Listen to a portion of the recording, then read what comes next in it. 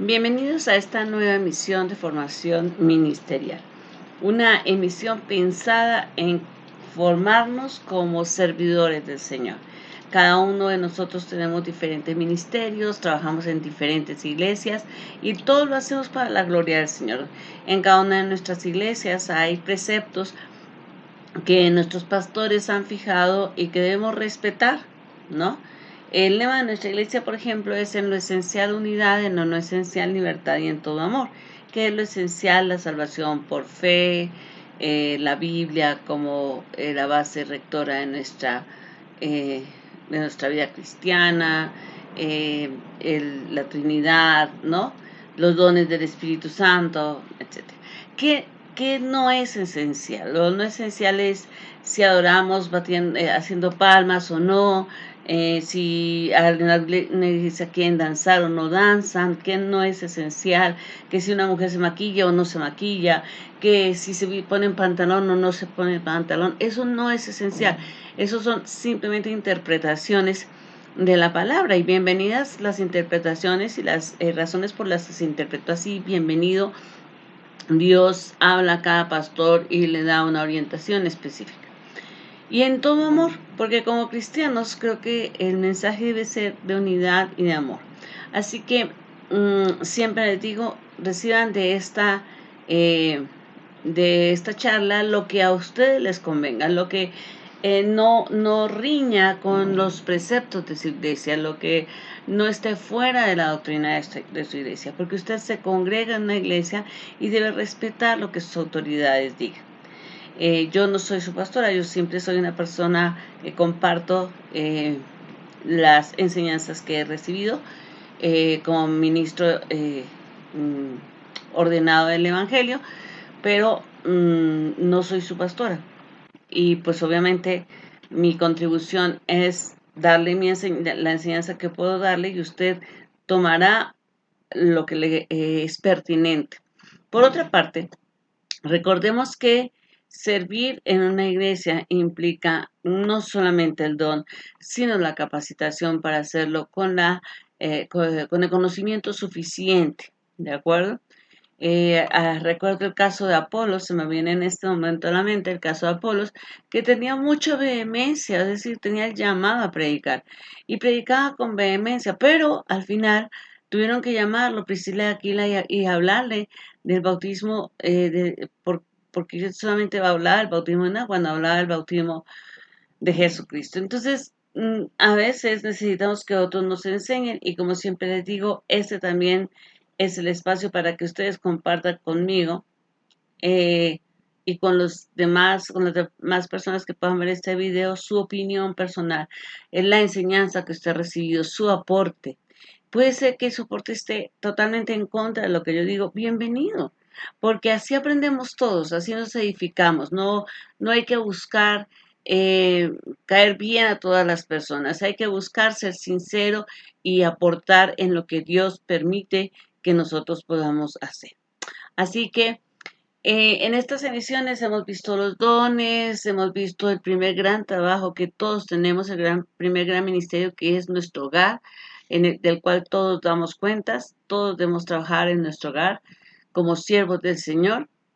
Luego vimos el ministerio de la intercesión, y ahora estamos viendo el ministerio pastoral, que por cierto, llevamos una gran cantidad de tiempo viendo este ministerio pastoral, porque pues vimos la homilética, vimos hermenéutica, pero ahora estamos dedicándonos a los detalles finos de ser pastor, ¿no? Esos detalles que a veces nadie nos habla, pero que son importantes tenerlos en cuenta.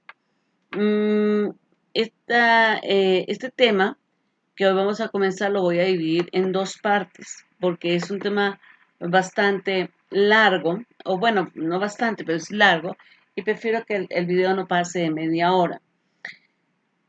Eh, pues este tema que vamos a tratar se llama Participen todos en la tarea, porque evidentemente debemos entender que para trabajar para el Señor, aunque yo quiera hacerlo todo solo, no puedo hacerlo todo solo, porque el trabajo para el Señor está diseñado por Dios para generar el trabajo en grupo y en unidad.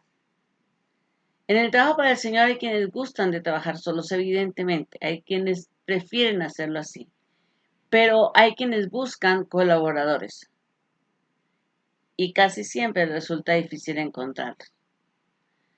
La experiencia me dice que no es fácil trabajar solo y que no se busca trabajar solo. Yo nací en una iglesia que se llama Discípulos de Cristo, en la iglesia del norte de esa denominación en Bogotá, Colombia, y tuve un gran pastor a quien honro, aunque ya está en la presencia del Señor, pero a él y a su esposa los honro porque fueron personas que me mostraron que era el amor de Cristo, pero sobre todo me enseñaron a trabajar en grupo. Gabriel Quiroga y Carmencita de Quiroga me enseñaron a trabajar en grupo. Me enseñaron que por más que tú tengas dones y por más que tú seas brillante, siempre necesitarás a un hermano a tu lado que trabaje contigo. Lo primero que tenemos que entender es que debemos ser líderes capacitados, porque de nada nos sirve nuestra buena intención para trabajar para el Señor si no somos líderes capacitados. ¿Y eso qué implica? Bueno, te voy a decir, hay muchos predicadores, evangelistas, maestros, pero hay pocos líderes. Hay pocos líderes que convoquen gente, que ayuden a la gente a crecer, que saquen del siervo que reciben o del creyente que reciben, lo conviertan en siervo, lo conviertan en trabajador para el Señor, lo conviertan en un líder que se multiplique. Y realmente Dios está buscando hombres y mujeres que cumplan con su llamado, efectivamente, con la gran comisión, y que ejerzan sus dones, pero también que impulsen a otros a hacer. Porque tenemos que entender que no toda la gente, más bien la mayoría de la gente que llega a la iglesia, eh, viene lastimada, dañada, con problemas. Entonces lo menos que quieren hacer es llegar a trabajar. Lo menos que quieren llegar es a darse. De hecho, algunos de ellos traen traumas al respecto. Entonces, nosotros debemos aprender a levantar líderes, a hacer que nuestro liderazgo se reproduzca formando otros líderes. La capacidad natural o espiritual del liderazgo se debe pulir. En ese proceso puede ser mejorada o distorsionada. ¿De acuerdo? O sea, yo tengo, cada uno de nosotros tenemos un don de liderazgo mínimo o máximo. Todos lo tenemos. Porque ya sea que seamos padres, ya que sea en nuestro trabajo, o simplemente por estar cumpliendo con la gran comisión, pues evidentemente tenemos un nivel de liderazgo. Pero no se trata de quedarnos en ese nivel, sino se requiere de irnos formando con los líderes, pero formarnos de acuerdo a la palabra, no de acuerdo a las teorías del mundo, ¿no? Yo siempre digo, la iglesia no es una democracia, porque mucha gente adquiere, pues sí, consejos del mundo para ser líderes, porque el liderazgo democrático es el de más moda, es el que más adeptos tiene, y entonces se busca eso, pero en realidad nosotros, la iglesia no es democracia, es teocracia. Los verdaderos líderes cristianos debemos seguir el ejemplo de Jesús, de ese liderazgo de Jesús. Él no agarró y voy a ser el líder de 5,000. Él seleccionó. Habían seguidores permanentes de él, pero él seleccionó a 12. Bueno, primero buscó un grupo de 70, trabajó con estos 70, los envió, etcétera, pero él seleccionó a 12 para que no solamente fueran a trabajar, sino para que fueran formados para reproducir a otros, ¿no?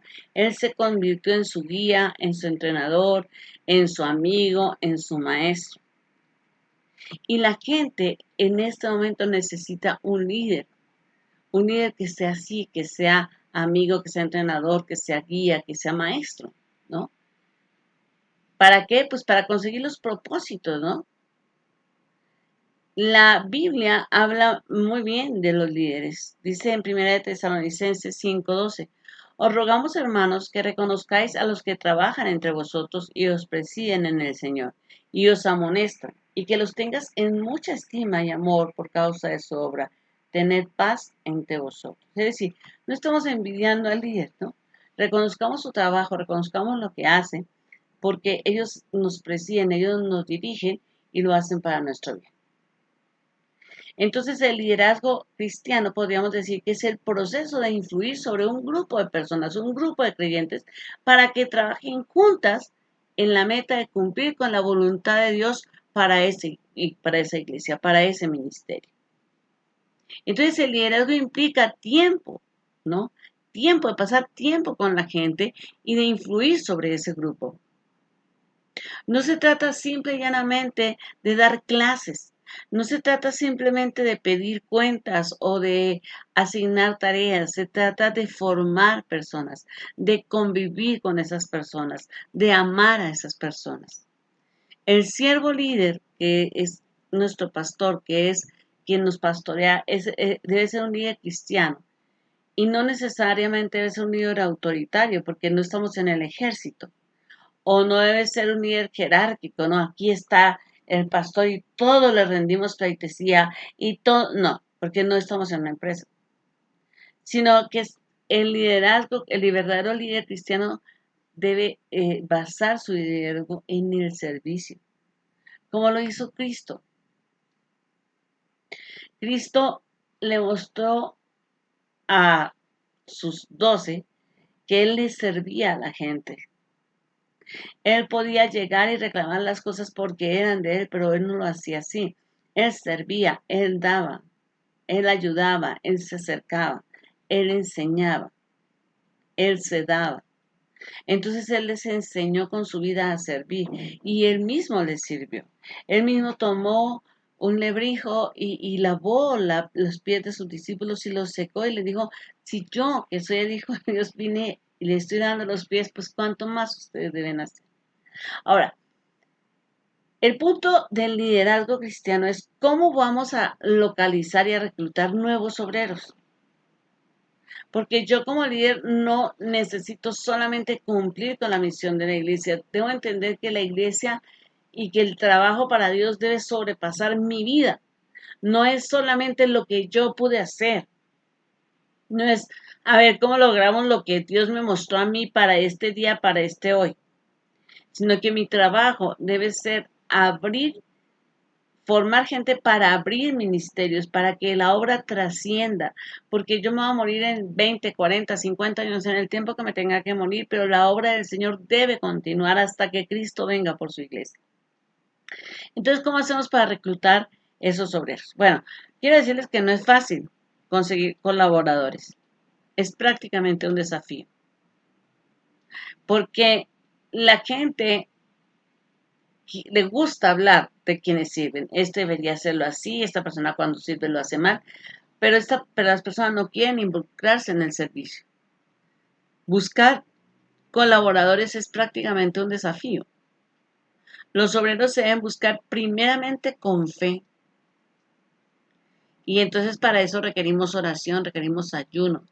No es como el que me cayó bien y porque me cae bien y porque este se viste bien o porque este como que es alto o porque ella es como guapa. No, no. O porque es de la misma región donde yo nací. No, no buscamos los líderes así. Buscamos los líderes con fe, entendiendo que Dios los va a buscar, los va a levantar. Y con una actitud correcta, ¿sí? Con la actitud de decir, no necesito buscar obreros para que me sirvan a mí, sino para que les sirvan a Cristo. Con la actitud de decir, yo hoy voy a dedicar tiempo a ti hasta cuando Dios me muestre, voy a dedicar tiempo para ti, tiempo para formarte, tiempo para levantar tus manos, tiempo para enseñarte a servir, tiempo para apoyarte, tiempo para revisar tu trabajo, tiempo para animarte.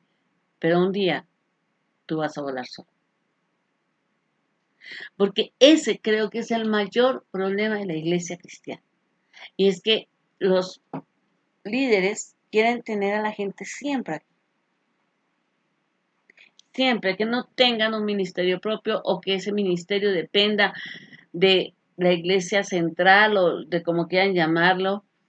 Y sí, o sea, sí se requiere una unidad, pero también se requiere entender que la gente debe crecer. Y obviamente, para buscar, además de buscar a los líderes, a los obreros con fe, con la actitud correcta, también se requiere con el tiempo necesario. Yo no puedo levantar un líder de oración si no he hecho un grupo de oración, si no me he metido a orar con las personas que se vincularon a ese grupo y si no he visto quién es constante, si no he visto quién, o sea, no puedo llamar a alguien porque a mí se me ocurrió que esa persona ora o puede ser el líder de oración. Los líderes locales de cada iglesia están en la iglesia, debemos buscarlos ahí adentro, ¿sí? Es lo que nosotros tenemos.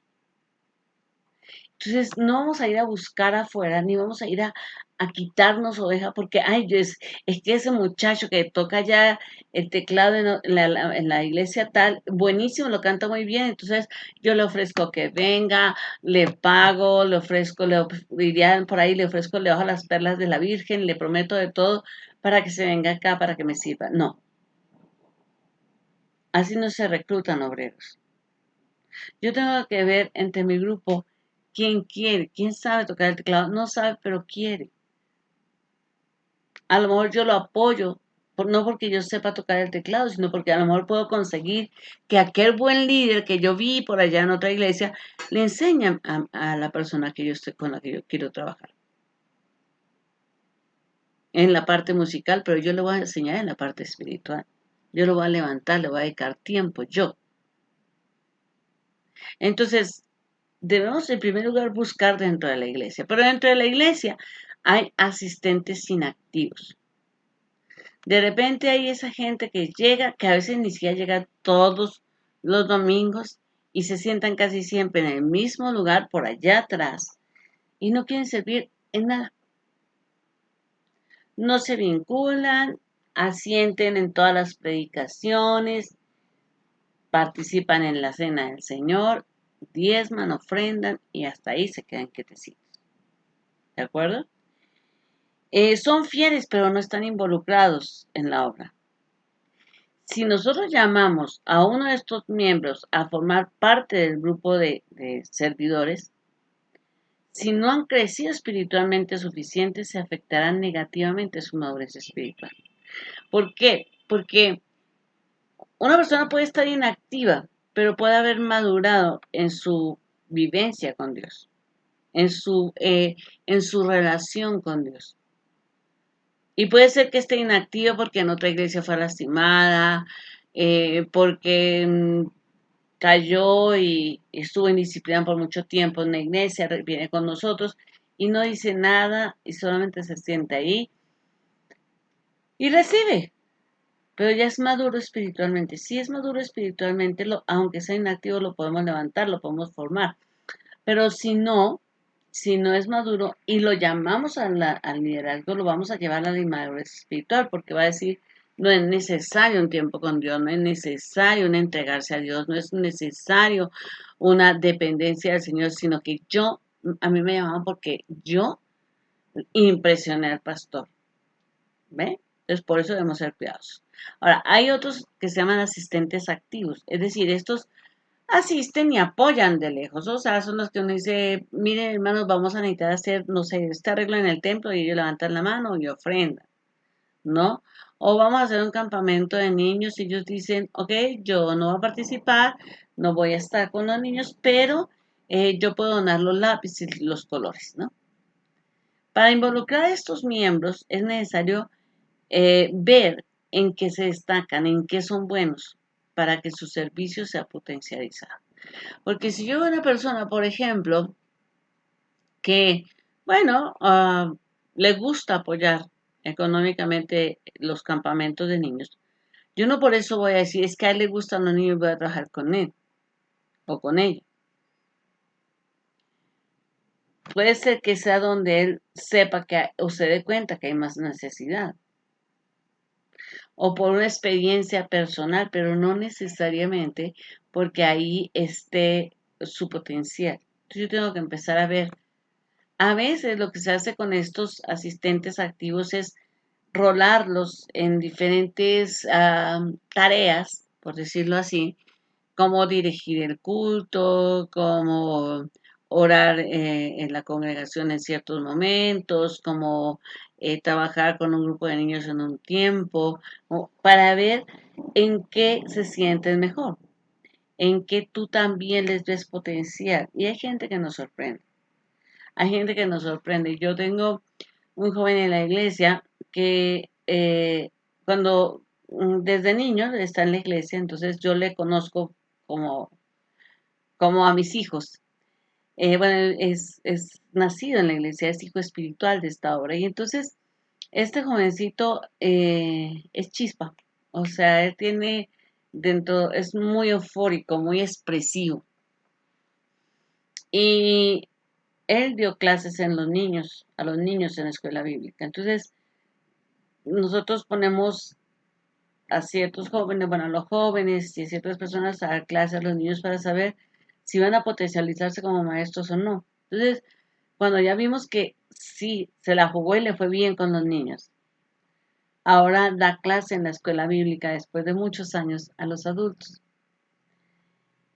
Y la misma chispa, el mismo resplandor que tenía con los niños lo tiene con los adultos. O sea, creo que se está potencializando ese don de maestro que él tiene.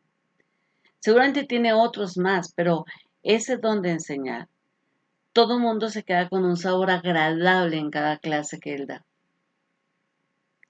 Entonces nosotros debemos tener ese ojo de estar viendo en qué potencializamos, cómo es esta persona, si es una persona que participa en la iglesia, ver cuál, en dónde es más bueno. Hay gente que quiere participar en todo. Esas personas tenemos que tener cuidado, porque esas personas pueden terminar con sus familias, porque agotan a su familia, porque ellos solamente pasan en la iglesia.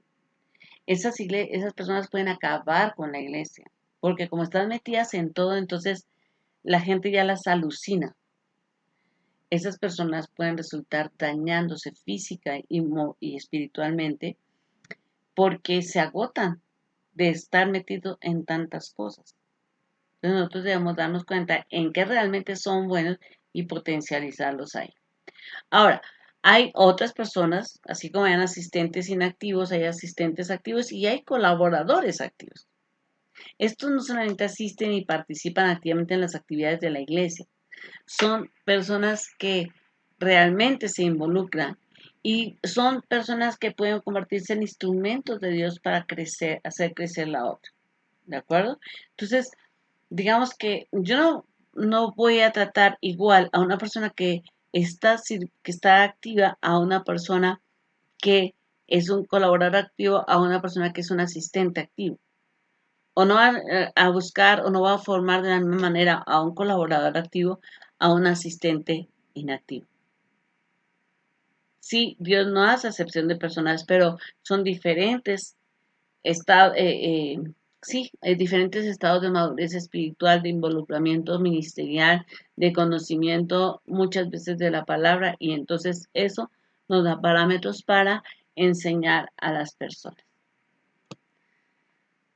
Uno quisiera saber, como, dame una lista de cómo deben ser mis líderes, cómo deben ser las personas a las que yo debo formar. Bueno, pues las personas idóneas para el liderazgo tienen ciertas características, ¿no? Y por allá en 1 Timoteo, capítulo 3, versículo del 12 al 13, nos dan esas características de los diáconos, ¿no? Dice, pero es necesario que el obispo sea irreprensible, está diciendo que no se le puede acusar de cosas, ¿no? Entonces, si nosotros tenemos una persona que sabemos que todavía le gusta la parranda, que todavía, por ejemplo, que es soltero o soltera y que anda de picaflor, pues no puede ser una persona que nosotros llamemos a liderazgo. No puede ser parte de ese grupo. Dice, marido de una sola mujer. Obviamente, si no somos fiel a nuestra pareja. ¿Por qué debemos ser fiel a nuestra pareja? Porque la Biblia dice, por allá en Malaquías capítulo 2, dice que el Señor atestigua entre la pareja y que debemos ser leales con el hombre o con la mujer de nuestro pacto, porque en los dos Dice, en los dos hay unidad de espíritu. Dice, ¿y para qué los hizo el Señor uno? Pues para que levanten una generación santa. Entonces nosotros necesitamos que los líderes tengan una sola esposa o un solo esposo, ¿no? Que sean sobrios. Es decir, que no le gusten los escándalos, que no le guste estar llamando la atención, ¿no? O sea, usted imagínese a un líder o una líder que llega, pues, gritando y riéndose a carcajadas y cosas así, pues no concentra la atención en esa persona y no en Dios, que debe ser prudente. Prudente es no ser indiscreto ni con los secretos de los demás, ni con los sentimientos de los demás, ni en las situaciones. Es decir, la prudencia es una virtud de mantener las cosas privadas en lo privado y de las cosas públicas que no saquen en evidencia los errores, las fallas, los defectos de las personas. Eso es prudencia. Dice que sea decoroso. ¿Qué es que sea decoroso? Pues que sea respetuoso, eh, que se dé a respetar y que respete, que trate a las demás personas con respeto, ¿no? O sea, esos líderes que se están bromeando todo el tiempo es complicado. Mire, puede darse mucho en ciertos ministerios. Por ejemplo, los ministerios con jóvenes, pues como generalmente los líderes son jóvenes, a veces los pastores o los líderes de jóvenes son tan llevados que pierden la autoridad. Y aunque todos le digan pastor o aunque todos le digan líder, ya no lo es. Entonces, yo siempre les digo, la iglesia no es circo, la iglesia no es club social. La gente no viene a buscar un payaso, la gente viene a buscar a Cristo, ¿ok? Entonces, debemos ser decorosos, debemos ser hospedadores. ¿Qué es hospedadores? No que nos pasemos de casa en casa, ni que estemos invitando a nuestra casa a todo el mundo a todas horas y permitiendo reuniones hasta horas que no deben ser. Ser hospedador es recibir con amor a la persona que lo necesita. Hay cristianos que confunden esto de ser hospedador con invitar a la gente a su casa y estar hasta altas horas de la noche, sin importar, por ejemplo, que tengan familia, que tengan niños, o sea, no, o sea, ellos están ahí, como dirían aquí, en la chorcha, hablando, riéndose, y la pasan muy bien y son excelentes anfitriones. Pero quiero decirles que a nivel psicológico se ha demostrado que las parejas entre más vida social tengan, menos intimidad sana tienen. Por eso quieren público, para distraerse, para no tener que estar juntos, solitos.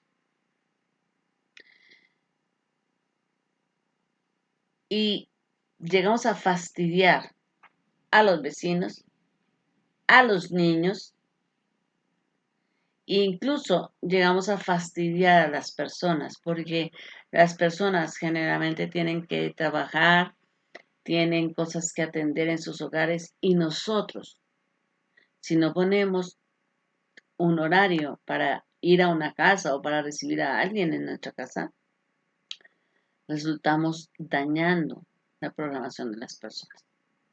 Entonces, una cosa es ser hospedador y recibir en amor y con cuidado, ¿sí? Hacer sentir a la gente como en su casa. Y otra cosa muy diferente es tener una vida socialmente activa o pretender que la iglesia supla esa necesidad de público que yo requiero. Dice que sea apto para enseñar, es decir, tener la aptitud. Yo le añadiría a la aptitud la actitud también, ¿no? Porque hay gente que tiene muy mala actitud a la hora de enseñar. Pero que sea apto para enseñar es que sea una persona que se haya capacitado y que tenga esas cualidades, que busque las herramientas para hacerlo. Dice no dado al vino. No dice que no puede tomarse una copa de vino. Yo respeto lo que en cada iglesia se diga alrededor de las bebidas alcohólicas. Aquí dice, no, no, simplemente no dado al vino. Es decir, si, me imagino que si es en un brindis, alguien brinda, yo puedo brindar con una copa de vino y ya. Pero no es, ah, no, pues sírvame la otra y la que sigue y pues la de irnos y la de la... No, no. Es que seamos cuidadosos, que no nos guste emborracharnos. Pero igual, aquí hago una anotación. En el momento en que se escribe la Biblia, la única adicción posible era el vino. ¿De acuerdo? Pero hoy tenemos adicciones de todo tipo. Tenemos adicciones al Face, tenemos adicciones al sexo, tenemos adicciones a relaciones destructivas, tenemos adicciones a la comida, tenemos adicciones de todo tipo. Entonces, por favor, que no sea una persona adicta a la comida, que no sea una persona adicta a las redes sociales, que no sea una persona adicta a los problemas. O sea, busquemos que sea una persona libre, no pendenciero. O sea, hay gente que le gusta andar buscando la pelea. Casi, casi, hábleme para discutir. Si una persona es pendenciera, mejor no la tenemos en el liderazgo, porque va a ser la persona que va a estar molestando al resto de todo el mundo, de todos los líderes, va a estar apartando a la gente que viene detrás, va a estar peleándose con todo el mundo y al final, aunque lo haga de cualquier manera, va a empezar a hablar, a dañar el liderazgo pastoral. Nunca debemos olvidar quién nos levantó. Qué terrible es que un líder empiece a hablar mal del pastor o de la pastora. Creo que si tiene un problema, porque evidentemente los pastores y las pastoras no somos perfectos y somos sujetos de crítica, pero debe ser personal. Uno debe tener el valor y las agallas de enfrentar a su pastor y decir, o pastora y decirle, mira, a mí me parece, yo no estoy de acuerdo con eso, me dolió tal cosa, lo que sea que tenga que decir. Pero no, te voy a decir una cosa, ni hagas eso porque entonces la pastora o porque entonces el pastor, porque si tú haces eso, estás traicionando exactamente a quien te dio el lugar de autoridad. Acabas de maldecir todo tu servicio. Y por experiencia propia se los puedo decir. Lo que nosotros sembramos cuando somos líderes es lo que vamos a cosechar cuando estamos en un ministerio como cabeza. Cuando Dios nos levanta como pastores, cuando nos entrega a Dios una obra, ahí empezamos a cosechar todas esas cosas que no hicimos correctamente. No codicioso de ganancias deshonestas. Es decir, que no le guste el dinerito fácil, que no le gusten las trampas, que no le guste. ¿Por qué? Porque eso maldice, porque eso habla mal del testimonio, pero también eso maldice la economía del ministerio. Entonces necesitamos que en las finanzas sean transparentes estas personas. Que sea, dice, sino amable. Hay gente más o menos cariñosa, pero en todo caso debemos ser amables, ser cordiales, ser respetuosos, dice apacible. Es decir, no que por todo esté estallando, esté haciendo mala cara, no, no avaro. Es decir, no que quiera agarrar todas las cosas para sí. Y hay gente que no, no tiene esa avaricia de dinero, pero tiene la avaricia de ministerial. Y entonces quiere este ministerio para mí, y este también, y este también, y este también, no esperar. ¿En cuál Dios te llama? ¿No? Dice que gobierne bien su casa, que lleve en orden su casa. Porque si no es capaz de llevar bien su casa, dice que tenga a sus hijos en sujeción con toda honestidad. Porque si no es capaz de gobernar bien su casa, ¿cómo va a gobernar bien la iglesia? Pero también es porque en su casa realmente es donde le conocen de verdad. Entonces, si unos hijos que están viendo un buen testimonio de un padre o de una madre que le sirven a Dios, son hijos que se sujetan, son hijos que van a imitar el servicio de Dios. Pero si no, pues son hijos que se van a alejar de Dios. Y como dirían en buen mexicano, que se van a salir del huacal. Versículo 5. Pues el que no sabe gobernar bien en su propia casa, ¿cómo quedará de la iglesia de Dios? Es lo que les estaba diciendo. 6. Sexto. No un neófito, no sea que envaneciéndose caiga en la condenación del diablo. Que es un neófito, un nuevo en la fe. ¿Sí? porque entonces, dice, puede empezar a pensar que es alguien muy importante y caer en el pecado de orgullo, en la condenación del diablo. También es necesario que tengan un buen testimonio de los de afuera, es decir, que la gente de afuera hable bien de él, que no tengan nada que recriminarle, que sus vecinos no vayan a decir, no, pues este cristiano no, o sea, que sus compañeros de trabajo no tengan nada que decir de él, para que no caiga en descrédito y en el lazo del diablo. ¿Por qué? Porque ¿de qué me sirve ser líder de matrimonios si en mi oficina saben que yo estoy en adulterio? O que, como diría por ahí, alguien tiene un espíritu piernero, anda mirando piernas por toda lado. ¿De qué me sirve que yo diga que tengo un puesto de liderazgo en lo que sea si yo tengo un mal testimonio? Lo único que trae en el ego es un lazo a Satanás para que me amarre, para que me hunda, para que no me deje surgir. Dice, los diáconos asimismo deben ser honestos. Honestos no solamente es la honestidad no solamente es con el dinero, sino también con la verdad. O sea, el diácono debe ser transparente en sus finanzas y debe darle al llevar muy bien sus cuentas, etcétera, pero también debe ser una persona sincera, si no, no es honesto. No es una persona que se está quedando callado, que solapa, no, es una persona honesta y transparente. Dice sin doblez.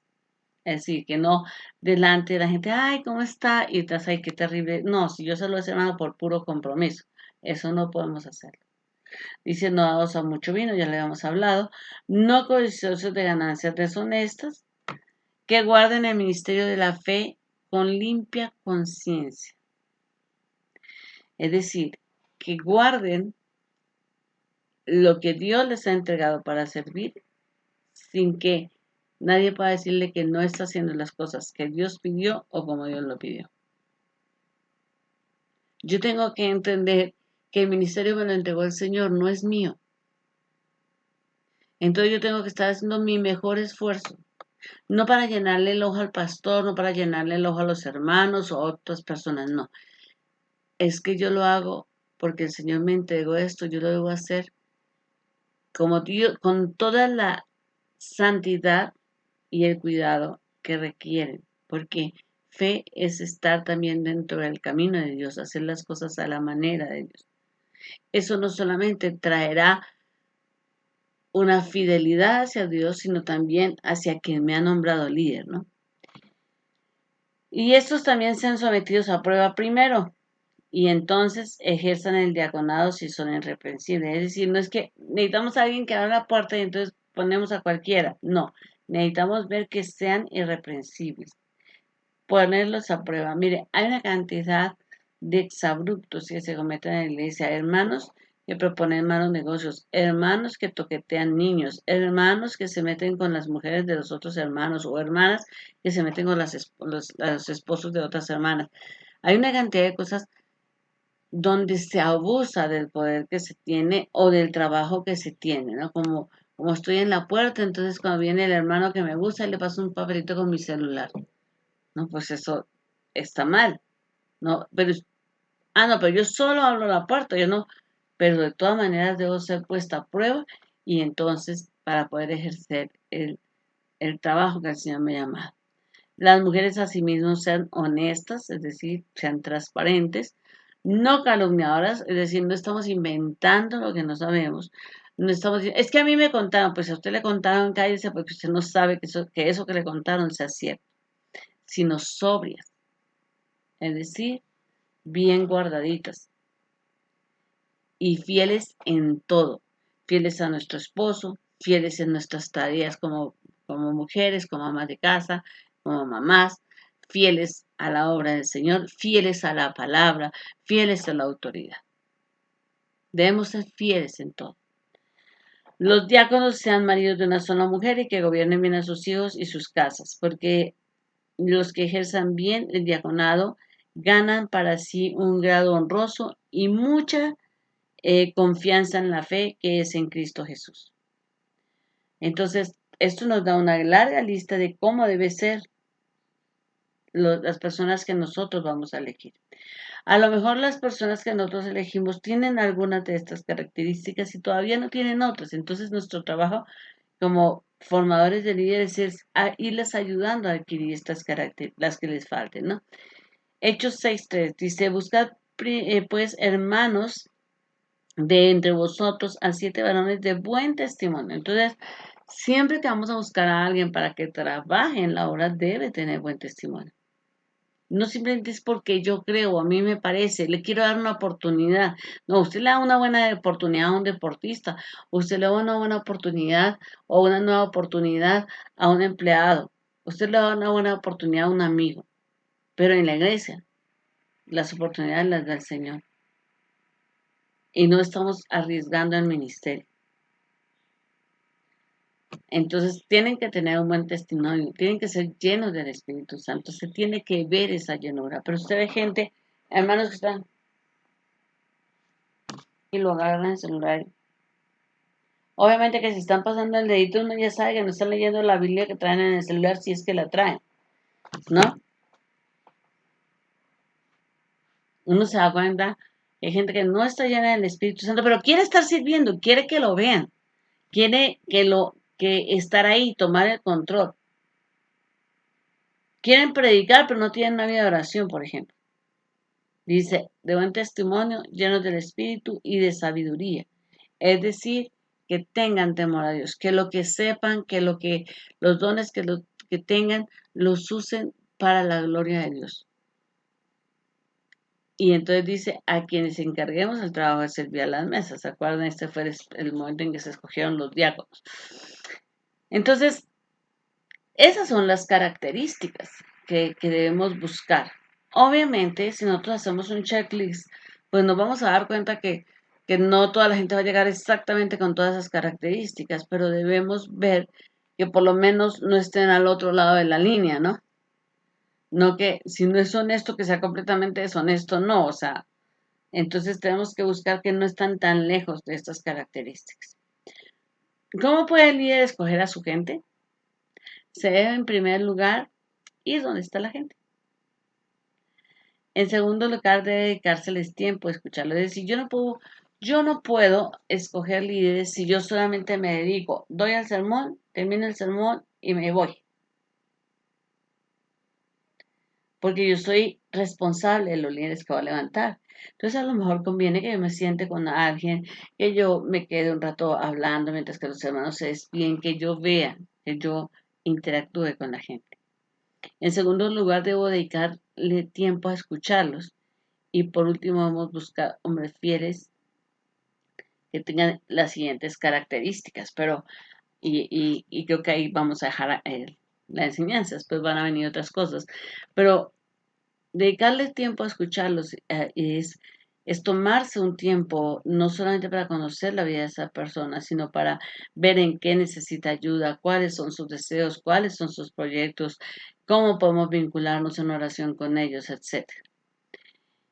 Y como personas, como hombres y mujeres fieles, deben, en primer lugar, deben tener hambre de la palabra. Porque una persona que no le gusta leer la Biblia, entonces es una persona que no va a ser un buen día. Y uno sabe muy bien eso, porque hay gente que usted hace 20,000 preguntas y nunca opinan nada, porque no tienen ni idea de lo que usted está hablando. Puede llevar 30 años en la iglesia y nunca se ha sabido ni un versículo. Dice en 1 de Pedro 2:2, desead como niños recién nacidos la leche espiritual no adulterada para que por ella crezcáis para salvación. O sea, si yo no deseo la palabra, no voy a crecer. En Jeremías 15:16 dice, fueron halladas tus palabras y yo las comí, y tu palabra me fue por gozo y por alegría de mi corazón, porque tu nombre se invocó sobre mí, oh Jehová de los ejércitos. Es decir, la palabra nos va transformando. Entonces, por eso se necesita que la persona, el líder que estemos buscando, la gente que queramos buscar, esos hombres fieles tengan hambre de la palabra. En segundo lugar, que vivan en santidad. Primera de Juan 2:3 dice, y en esto sabemos que nosotros le conocemos y guardamos sus mandamientos. Porque si la persona dice a todos yo amo al Señor y el Señor es lo más importante, pero miente, pero está codiciando, pero no, esto es envidia de la buena, no, pues no es la persona. En primera de Pedro 1:15 al 16 dice, sino como aquel que os llamó es santo, sed también vosotros santos en toda vuestra manera de vivir, porque escrito está, sed santos, porque yo soy santo. ¿Ok? Entonces, el líder que nosotros, las personas que nosotros vamos a convocar deben tener esa santidad y deben tener anhelo para conocer más de Dios. Salmo 42:1 al 2 dice, como el siervo brama por las corrientes de agua, así clama por ti, oh Dios, el alma mía. Mi alma tiene sed del Dios vivo. ¿Cuándo vendré y me presentaré delante de Dios? El Salmo 63:1 dice, Dios mío, eres tú, de madrugada te buscaré, mi alma tiene sed de ti, mi carne te anhela, en tierra seca y árida donde no hay aguas. Entonces, una persona que tiene la sed de Dios, que está buscando a Dios, es una persona que va a actuar con sabiduría, que va a crecer en santidad, es una persona que va a amar su palabra, es una persona que de veras va a trabajar bien en la obra y que tenga un sentimiento del señorío de Cristo. En Deuteronomio 6:5 dice la palabra, y amarás a Jehová tu Dios con todo tu corazón y de toda tu alma y con todas tus fuerzas. Y en Romanos 12:2 dice, no os conforméis a este siglo, sino transformaos por medio de la renovación de vuestro entendimiento, para que comprobéis cuál sea la buena voluntad de Dios, agradable y perfecta. Es decir, nosotros tenemos que amar tanto a Dios, que sea Dios el que lo veamos a Él como nuestra máxima autoridad, que lo es, que lo veamos como nuestro Señor, que queramos hacer su voluntad, no la mía, que Dios sea capaz de decir, no me importa lo que el mundo diga, yo quiero saber lo que Dios dice al respecto y hacerlo. Esa gente es la que nos sirve a nosotros como líderes. ¿Ok? Entonces, deseo de ser usado por Dios también deben tener las personas. Les voy a leer por ahora Romanos 1, del 11 al 15, dice, porque deseo veros para comunicaros algún don espiritual a fin de que seáis confirmados. Esto es para ser mutuamente confortados por la fe que nos es común a vosotros y a mí. Pero no quiero, hermanos, que ignoréis que muchas veces me he propuesto ir a vosotros, pero hasta ahora he sido estorbado para tener también entre vosotros algún fruto, como entre los demás gentiles. A griegos y a no griegos, a sabios y a no sabios soy deudor. Así que en cuanto a mí, pronto estoy a comunicaros el Evangelio también a vosotros que estáis en Roma. ¿Qué está diciendo Pablo? Dice, yo quiero trabajar con todas las personas que me sean posibles, ¿no? Ya he trabajado con eso, pero quiero también trabajar con ustedes. Una persona que desea ser usada por Dios es una persona que no le pone peros a ningún trabajo porque sabe que en cualquier lugar que esté, en cualquier servicio que le pidan, va a ser usado por Dios. Tiene el deseo, pues Señor, yo no sé, así sea como ando en las bancas, pero que tú me uses. Y cuando nosotros hacemos eso con esa humildad, de repente el Señor nos entrega cosas que nosotros no imaginamos. Pero también debe tener un amor especial por la iglesia. Una de las cosas que yo más admiro de la Iglesia de Cristo de las Naciones en El Salvador, bueno, y en Centroamérica, es que aman su iglesia. Como aman su iglesia, entonces para ellos no es un problema ir a la iglesia. O sea, esta gente vive en la iglesia y vive para la iglesia. Pero no pasa así en muchas partes. En México es un país donde la gente va a la iglesia, tiene que ir a la iglesia. Lo ven como una obligación más que como la pasión de quiero estar ahí. No quiero apartarme de la iglesia. Dice Filipenses 1:8, porque Dios me es testigo de cómo os amo a todos vosotros con el entrañable amor de Jesucristo. En 1 Tesalonicenses, Pablo dice en el capítulo 2, versículos 7 y 8, antes fuimos tiernos entre vosotros, como la nodriza que cuida con ternura a sus propios hijos. Tan grande es nuestro afecto por vosotros que hubiéramos querido entregaros no solo el Evangelio de Dios, sino también nuestras propias vidas porque habéis llegado a sernos muy queridos. Es decir, si nosotros realmente amamos a la iglesia, no nos cuesta servir, no nos cuesta trabajar con ningún grupo, no nos cuesta tolerar hermanos que tal vez no son como nosotros, no nos cuesta nada de eso porque amamos la iglesia. Pero usted ve gente que de repente los llamas a trabajar y dice, es que yo con tal persona no trabajo. Entonces no tienen amor por la iglesia. Entonces estas personas, pues realmente, aunque tengan dones, aunque lleven años en la iglesia, aunque sean buenos diezmadores, pues nos sirven para ser líderes de la iglesia. ¿De acuerdo? Ahora, ¿qué hacemos cuando ya hemos encontrado a las personas correctas? Pues una vez que hemos estado convencidos de que estas personas son las que Dios desea que nos apoyen o que formen parte de nuestro equipo, es necesario definir preferiblemente por escrito bien claros que estas personas qué deben hacer, con qué criterios lo deben hacer, cuáles son los límites que tienen. Y pues no se debe engañar al servidor, no se le va a decir, no todo va a ser fácil, no vas a tener tropiezos, o sea, no, se debe ser muy claro, ¿de acuerdo? Y debemos dedicarles tiempo a cuidarlos, a amarlos, a formarlos, como primero como siervos del Señor, pero también como nuestros amados, como los que van a estar levantando nuestras manos. Y bueno, en la próxima emisión vamos a hablar del adiestramiento de los obreros, ¿de acuerdo? Para que sepamos pues qué es lo que Dios espera de nosotros, qué es lo que Dios espera que hagamos en ciertas circunstancias al buscar formar a los líderes, ¿de acuerdo? Porque no trabajamos solos, porque lo que el Señor Jesús hizo fue, él sabía que él se iba a ir y él lo que hizo fue preparar un equipo que él iba a seguir. Entonces, Jesús podía, Dios, siendo Dios, podía generar nuevos creyentes de otra manera. O sea, vaya que Dios es muy creativo, pero él quiso usar a la gente y porque quiso usar a la gente, entonces se dio su tiempo de formar un equipo. Si Él lo hizo, tanto más nosotros. Les amo un montón, no quería pasarme tanto de tiempo, pero salió así de larga esta lección. Un abrazo, Dios les bendiga, nos vemos el próximo martes a las 12:30. No olvide, por favor, dejarle ahí un me gusta o suscribirte a este canal si no lo has hecho, deja tus comentarios y recuerden mi WhatsApp es 5518508627 y mi correo yolandacopete@yahoo.com.mx.